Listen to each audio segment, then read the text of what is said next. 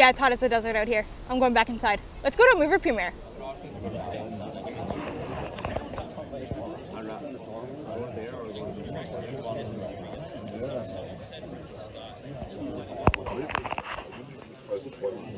Is going to be doing a live Q&A from Los Angeles, but all these fans from around the world, including here in Toronto, we're going to be watching it live.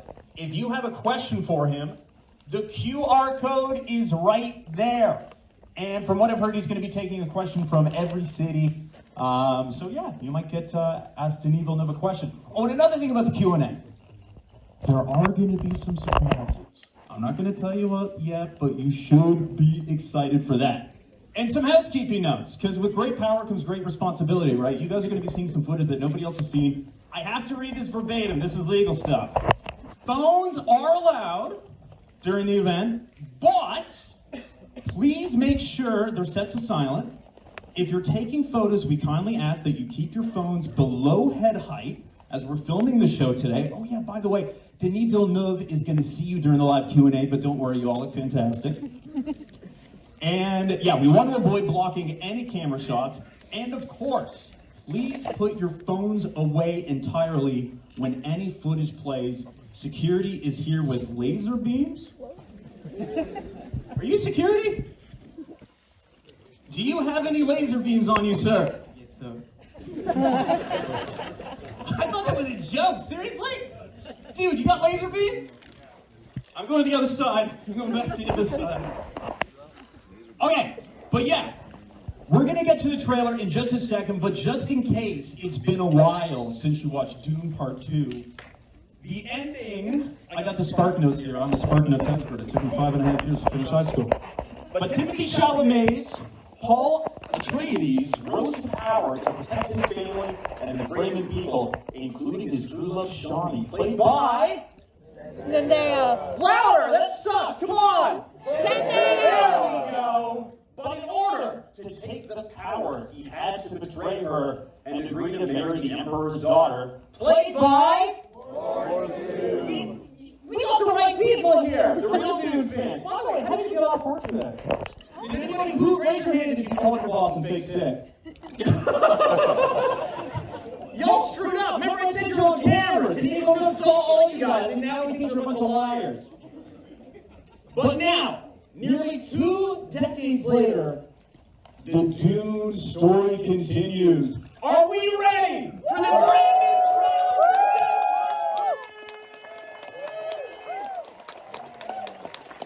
Roll it! Let's get going! Woo!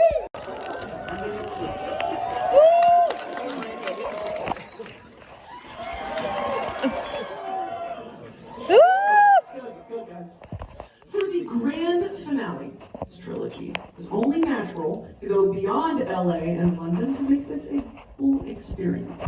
You can see on the screen behind me, fans have gathered in IMAX theaters in Chicago. Hello, Chicago. Dallas! Show me Dallas! Woo! Toronto! Woo!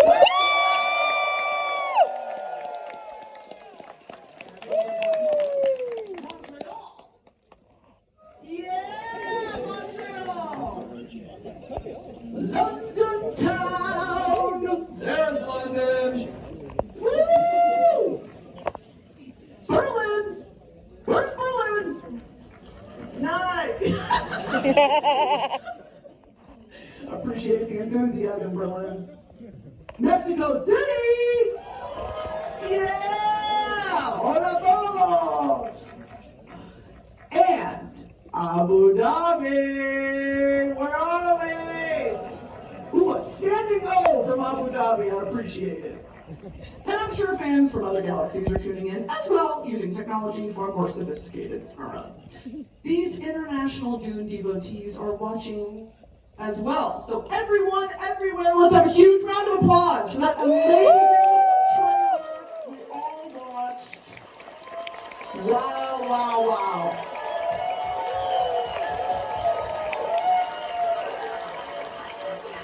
Okay, everybody describe it in one word on the count of 3. 1, 2, 3.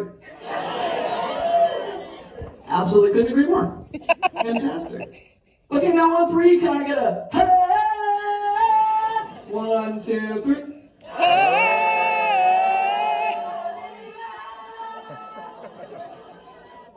Chills? First of all, really nice harmonies going on there. That was really impressive. For everyone just joining us here in LA, I'm Brittany Broski, Lady Brittany of House Broski, if we're using government titles. Thank you so much. Now in Dune, it is said that he who controls the spice controls the universe. Well, tonight, she who controls the microphone controls the Q&A. It is a responsibility I do not take lightly, so thank you for having me here. Like many of you, I'm sure, my life is divided into two parts. Before Dune came into my life and after. This December, we are finally going to experience the epic conclusion to this trilogy, Dune Part 3. I will be unreachable for the week before and after the premiere as I emotionally prepare and process. Thank you for understanding. Today, we get to unpack life-changing trailer and everything else that's come with the man who brought this saga to life. Please help me extend a massive welcome to a true visionary, master of scale, writer, director, producer, Denis Villeneuve.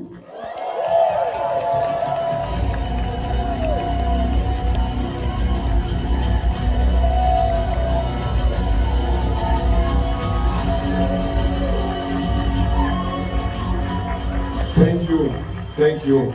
Welcome to Burbank, Denis. We're happy to have you. How are you feeling this morning?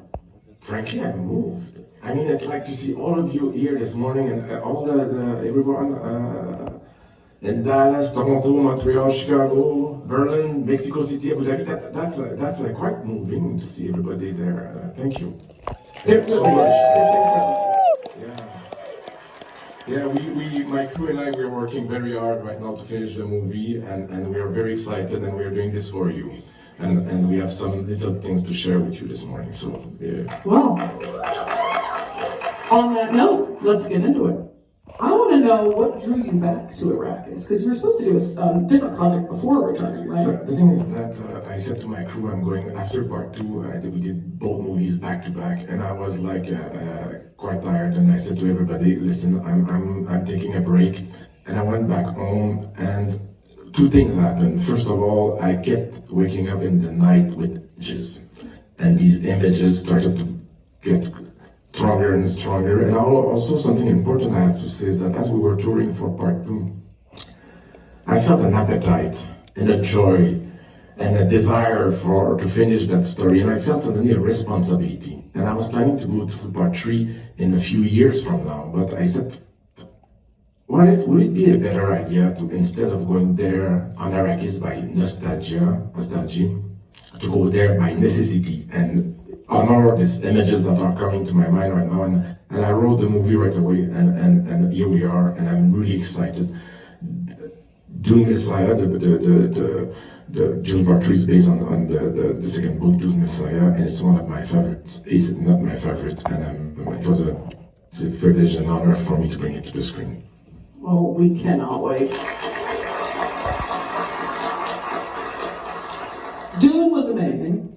Part 2 leveled up even more. I feel like we're all curious, what's in store for us for Dune Part 3? Yeah, that's the thing. I said to my crew, I don't want us to walk into our own footsteps. I want us to bring the audience to new parts of Arrakis, something that will be fresh and new, and it's also for the people who knows the book, it's a very different beast. It's more of a thriller, it's more intense story, and it's definitely more emotional as well. And so you have to, it will be the third and last Dune movie. It is a Dune movie, but it is very different written, and it's much more intense, I would say. Well, I can't wait for added texture. Very excited. We just watched this amazing trailer. Paul Atreides does not appear to be the savior we all believed him to be at the end of Dune Part 2, which you warned us about. So I think we have a question from Dylan from Dallas, Texas. He wants to know, how conscious were you of pushing the audience to question their own attachment to Paul? Well, that's a very good question, but I might not be the best person to answer to that. What if we ask Paul himself?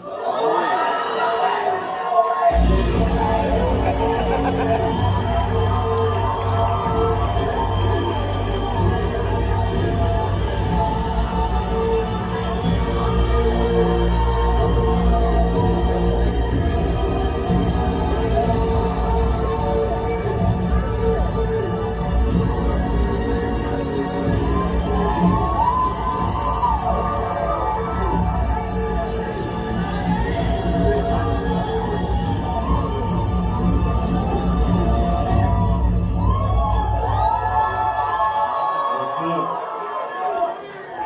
How's everyone doing? Gang's up here. Can we get some noise going for these two? Okay, Timothy, same question for you. I'll repeat it, you weren't in the room.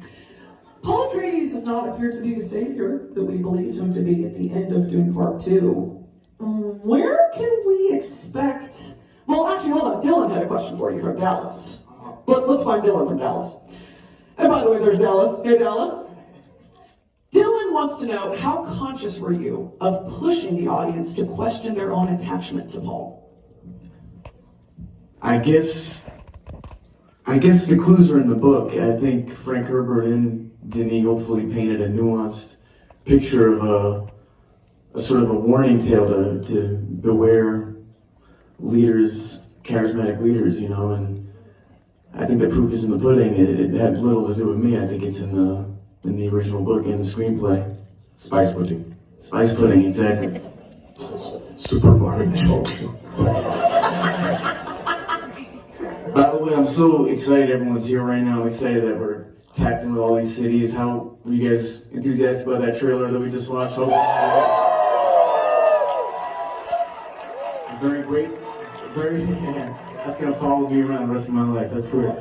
But very great for this man. Like he could have taken years between these projects, and instead he buckled in, and we got it done right away. And I'm a huge fan of Lord of the Rings trilogy, and I'm trying to imagine the last time someone knocked out, 3 things so consecutively, and just very grateful to Denis we trust, Thanks to you, my friend. Thank you. And lastly, did this second seat not give it away? Were you guys like, why is there a second chair here right now, Someone brought the popcorn bucket today. Okay, Timothy. Andre from Berlin wants to know what this decade-long journey of becoming and embodying Paul Atreides has been like for you. Is it going to be difficult to part with him? Well, what's up? First of all, everyone in Berlin, I apologize what happened in Germany in the World Cup. I'll never know what the reaction was to that. But, at the end of the second film, Chani is obviously feeling a sense of betrayal towards Paul and how the relationship has crumbled. And I think, without giving too much away, in the third film, I think it's sort of Denis' mastery in weaving in storylines that weren't explicit in the book. And perhaps I would say Denis took the most creative liberty, but it really ties the story together. And Zendaya, as you guys see in that trailer, gives such a fantastic performance in this, as usual. I think, if you're taking notes for the trailer, we could turn the bass up a little bit. Okay, follow-up question. Zendaya's Roma attitude at the end of part 2. Is this, could some say, be the start of Paul's villain arc? Well, I don't know, as I said before, I hope it's more nuanced than that, I think it's one of the great things in Frank Herbert's book. I think I read somewhere that it's why he wrote Messiah as a follow-up to the first book, is people mistook Paul as a classic hero, and he sort of wanted to warn the world what can happen when people blindly follow leaders, and that even the good can be corrupted. Great answer. All right, this is for both Denis and Timothy. This is from Indra in Montreal. Looking back, is there a creative risk you took in the trilogy that you're especially proud you didn't compromise on? Casting you? Salut Montréal. The thing is, I would say that for me, one, I didn't. First of all, I would stop the bad jokes, okay? Okay, because. But the one thing that I thought was something that I really care about was to shoot in the deep desert. And the desert is a character in the 3 movies. And that was something we didn't compromise. It was difficult for the crew, for the cast. They were all very generous, very patient, but it brought a lot of poetry and energy to the films. Would you agree? I would just say the sincerity of approach, and I think Denise set that tone that the concepts in this movie are out there, you know, and I don't think we ever had a comedic point of view, for lack of a better expression, about it. I think everyone took it at face value. It's hard not to. We see the passion, hopefully, here for the movies, I'm sure, also for the books. And, you know, I came into it not knowing the books, you know, in 2018, 17, and I'm on the other side of it. So moved that we have this community here now, this community of fans isn't even the right word, just people that have been moved by whatever this material has to offer. And I don't think the sincerity of the approach ever altered, just even on the third one. And that starts with this man, as he said, when I was standing back there listening, the approach was slightly different on this one. It wasn't like, okay, we found a formula and now we're just gonna run it back. This is a different movie. I don't know if you would agree. I think the first 2 are sort of siblings, and then this one is really its own energy, and I love that approach. I thought, wow, it's familiar, this crew, this family, but there's a new tone to this.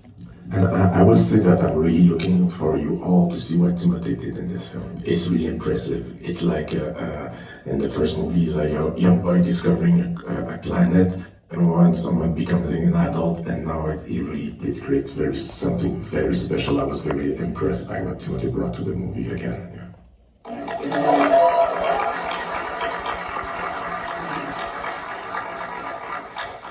Timothy, this movie reunites us all with your castmates. But I want to know, well, in the first 2 films, we've got Jason Momoa, Javier Bardem. But this third installment gave you the opportunity to work with some new castmates, Robert Pattinson, Anya Taylor-Joy. How were those experiences? Lifelong friends? Fantastic. They're just tremendous. I've worked with Rob before. Anya is something special in this movie, as is Rob, but maybe it was Linus's cinematography style or Denise's direction, but I think the first day Anya stepped on set, I didn't really get to work with her on the second one. Just visually, it was breathtaking, and she's unbelievable in this movie. That's not media hyperbole. She's actually terrifying and amazing. And Rob, I knew how good he was. You know, I think we lost Montreal. There might be, okay, there they are. That might have been scary for you for a second. But they check on your family. No. Yeah. Welcome back, Montreal. All right, we've got a follow-up from Andres in Mexico City. He wants to know, which character do you think will surprise the audience the most in this installment? Mexico City says, oh. But personally, I think that all characters are bringing, that's the beauty of that stories, all characters are bringing something surprising to the plot and to the, so I think that I cannot single out someone because we try to bring them into a new light, all the characters. So I hope that the audience will. It's a nice charcuterie board of surprises coming our way. Okay, for both Denis and Timothy, Ahmad from Abu Dhabi wants to know, millions of people now recognize Abu Dhabi's Liwa Desert as Arrakis. After filming there, what's one memory that'll stick with you forever? Hello, Abu Dhabi. I will say the mornings. Every morning when we've been there dozens and dozens of hundreds times, and the mornings in the desert, and to feel the energy as the sun comes up, and the crew, to feel the excitement and the wonders in the crews, every crew member's eyes, and you feel that energy and the power of the desert and how inspiring.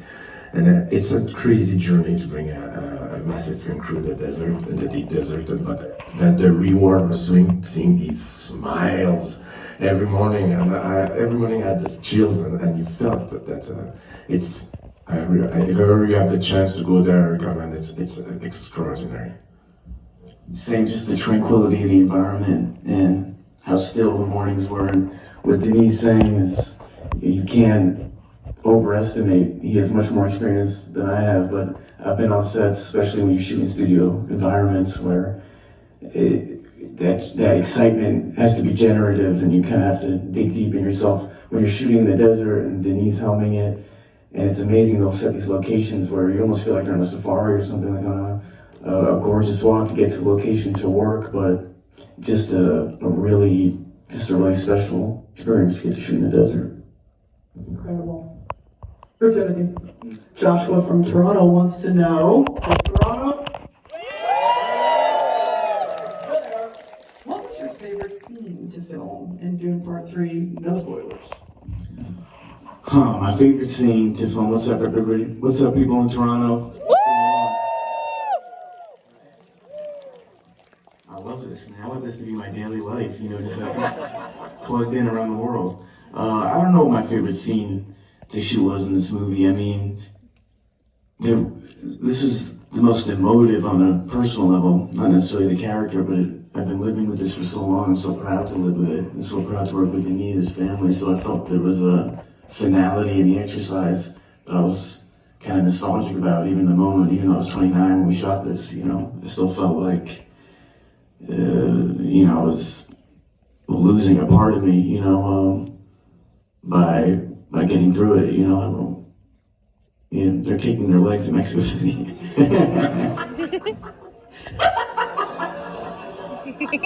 Look at her kicking her legs in the front. It's childlike excitement and wonder. We're really getting out of Mexico City. I appreciate it. We had the best premiere ever in Mexico City for Dune 2. It was absolutely bananas. It was like a rock concert. Yeah, it was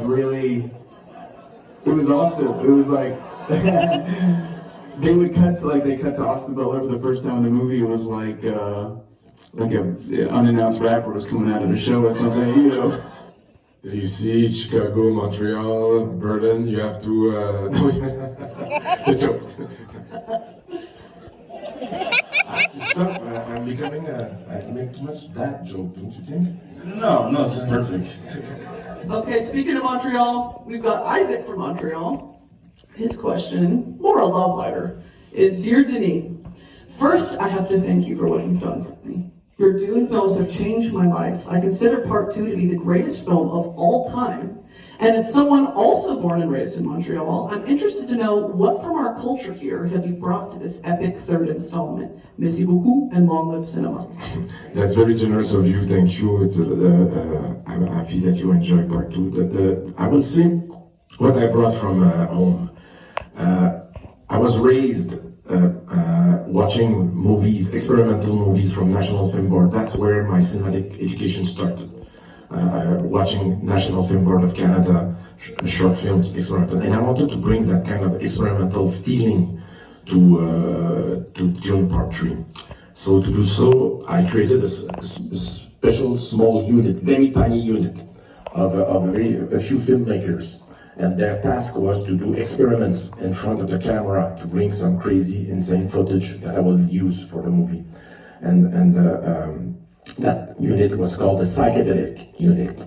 And the psychedelic unit was led by two young French Canadians, Christophe Brandel and Salomé Villeneuve. And their task was to bring some crazy images that you will see in the movie later. Can't freaking wait. Like sitting here geeking. Okay, Shrat in Quebec asks, if you could take the cast of Dune 3 to any restaurant in Quebec, where would you take them? And what would you recommend they order? Well, without hesitation, I will bring them in my second home. It's a small Iranian restaurant. It's called the Café Petit Biblos. The Biblos, the owner, Emila, is making the best breakfast in the galaxy. It's called a feta omelette, and I will have all the cast eating that feta omelette with me. That will be a treat. Like there was no hesitation. Oh, that's my favorite spot on earth. All right, now we have a question from Sophie in London. Where's London? Let's hear it. It's silent. We had an amazing premiere in London. Also an amazing premiere in London, and Yeah. shout out the director there, the really abstract angle that's everyone shot there. Okay, Timothy. Sophie's question is, was there a particular scene in Dune Part 3 that was more difficult to film emotionally than technically or physically? I think anything towards the end of the film, just, to my prior point, it felt like there was finality in it, and it was just moving. I felt melancholic to be moving on from this incredible family, incredible crew, and I just couldn't believe how quickly the experience came and went. Maybe because COVID was this weird thing that melted our sense of time. It felt long at times when you think about it, to make these 3 huge movies in 6 or 7 years. It's really not that long, Okay. I meant that sincerely, Well, in that similar vein, for both Denis and Timothy, Christopher in Dallas, where's Dallas, asks if you could go back to the first day of shooting. Hello? If you could go back to that first day of shooting on Dune Part 1 in 2019 and give yourself one piece of advice for this trilogy, what would you say? Sleep as much as you can before beginning that journey. I mean, I remember when we started and some Josh Brolin from Legendary tapped on my back and said, it's going to be 10 years. I said, what? Yeah, so it was amazing. It was a privilege of my life to do this trilogy and to work with all of you. But and it was a journey. It was an incredible adventure. Just I would tell myself to savor every moment, and just to try to realize how rare it is to work on something of a high artistic level, because of Denis, but then there's actual desire for it out in the world, I would tell myself to savor it. Tyler, do y'all take photos on set? Like film photos or anything? Less me. I know Z does a lot of that. I mean, not really. He doesn't really like phones around on set. I understand. I do understand. Okay, Timothy, I believe you have a fun idea for us? Oh yeah, okay, so this is an internationally coordinated thing that's about to happen. It has nothing to do with me, but I'm delivering the mechanism. So, theater around the world, except Dallas. I'm just kidding, even Dallas. Even Dallas. They didn't react, uh-oh, an emergency in Montreal again. Oh shit. Alright, well, each theater around the world for, I don't know what's going on in Berlin, man. They're having a party. The Dune rave. Yeah, we're sharing the stage with a rave right now, bro. Behind the screen is a DJ. Okay, in each theater, underneath one seat is a private viewing for you and your friends when Dune comes out in the winter. So in each theater there should be at least one. Yeah, look under your seats. Got it. If you got it, announce yourself. It's a black envelope. You're looking for a black envelope under your chair. You're finding other things. And if it's you, scream and wave. Okay? I'm going to give you a clue. If you're in row E, look really, really, really Mexico hard. City, did we find it? We got it! Is that one in Mexico got it, I think? Yes!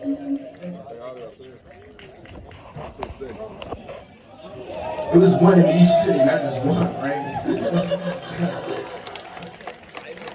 If it was just one, Mexico got it. Oh, there it is.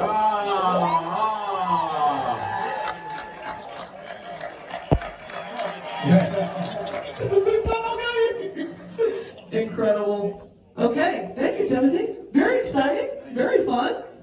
Congrats to the wieners. Denis, a final question for you, okay? From Daniel in Chicago. Denis, one of your greatest strengths is telling stories through silence and imagery. Is there a single sequence in Dune Part 3 you intentionally trusted the audience more than ever before to understand the story without dialogue? Well, I love this question because silence to me is so powerful. I actually have some footage to show you today that speaks to this. This is one of the early scenes from the film. Paul's vision from the first two movies have now become reality, and we see the consequences of his decisions. This was shot on 70mm IMAX film. And audiences will be able to see a glimpse of this scene ahead of the Odyssey's showings in 70mm IMAX. So, I will not consider what you're gonna see to be silentful, but there's not a lot of dialogue, so maybe that will enjoy. Thank you very much for being here. Bonsoir.